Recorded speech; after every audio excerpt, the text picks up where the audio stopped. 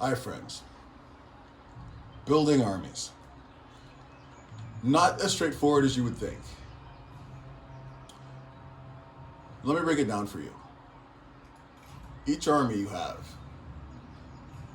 is made up of different types of generals. I'll start with my main army. Tao Pai, he's a commander. Now, what does that mean? If you roll over this, it tells you commanders excel with melee cavalry. They almost all excel with melee cavalry. It's what are their specialties?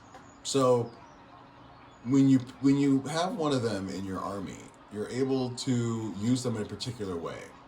Like you're able to use them to fight against other troops, but not in. I'll roll over again. To inspire troops, but you don't want to put them themselves directly in melee. I tend to, but I am an elephant.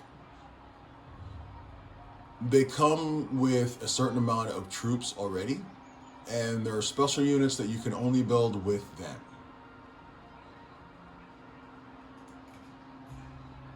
Some of these traits also will have an impact on your soldiers' behavior. So that's very useful when you're up against another general, and that general may be like really good, and you're like, okay, maybe I don't want to go up against that general. Now, when you're recruiting, let me go over here. I've got an army that I haven't like fully built out. You're gonna hit recruit, right? And you're gonna hit this, and what you're gonna get is a list of all your characters. They're all going to have different retinues with them, and different characters not only recruit different units, they have different perks that they get as they level up in their leveling tree. Like, for example, strategists are always best with archers, and the reason is most strategists are able to level up with the ability to shoot fire arrows.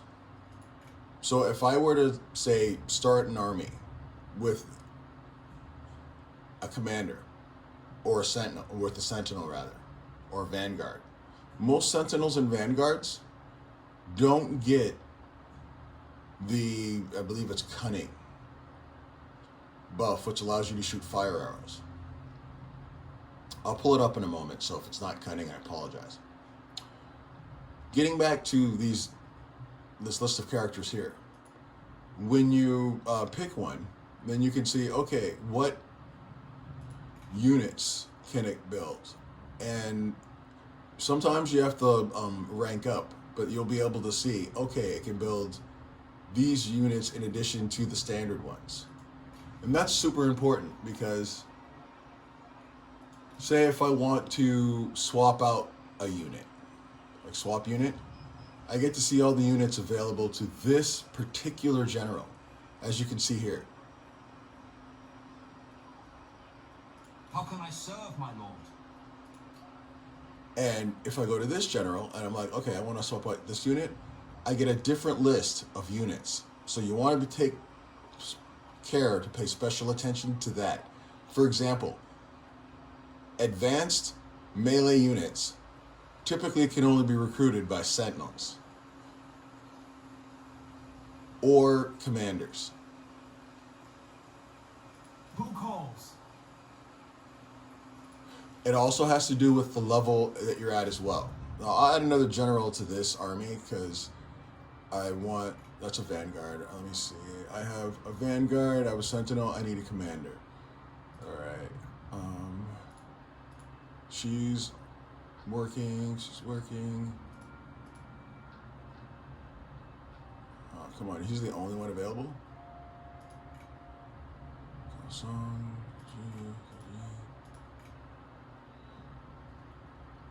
This could work.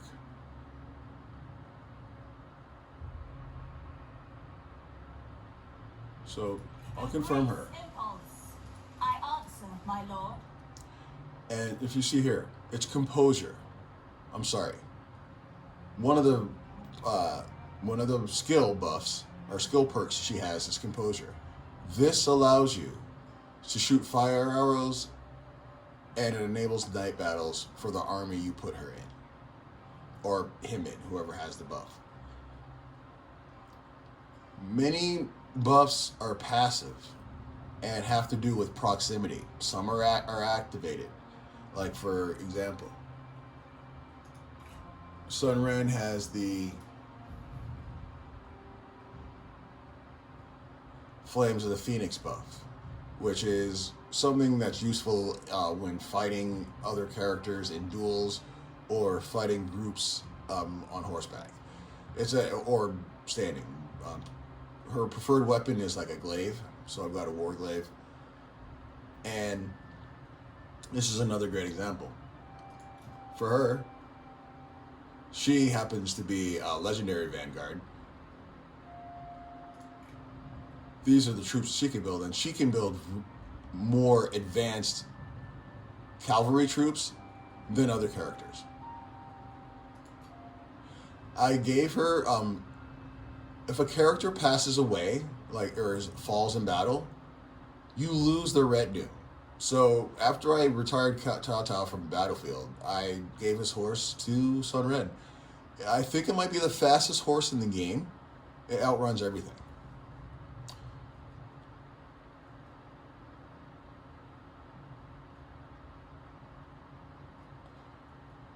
You want to pay attention to traits, and while I often go contrary to this, the relationships your generals have together does matter a little bit. You want to make sure your followers are accurate to your needs and that you have the right accessories.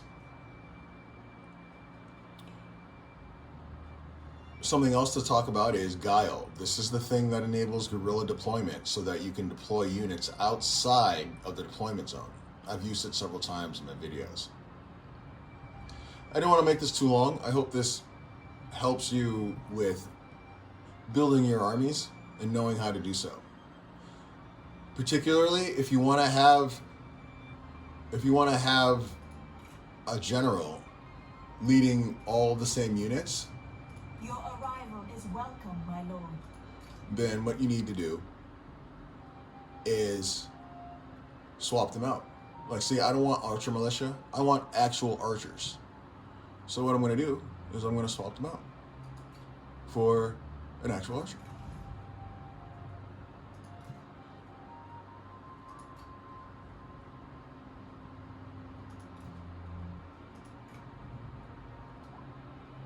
I had a misclick. There we go.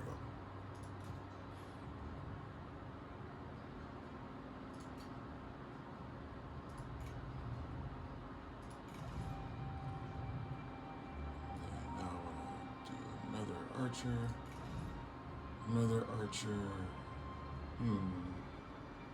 Trebuchets, old-fashioned catapults, somewhat unreliable. The huge crossbow, cool, but I'm going with flamethrower.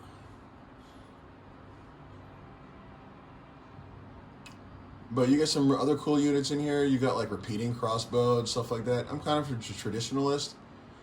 Give me some fire arrows and a blowtorch, I'm good. So I hope that helps all of you with building your armies and your retinues.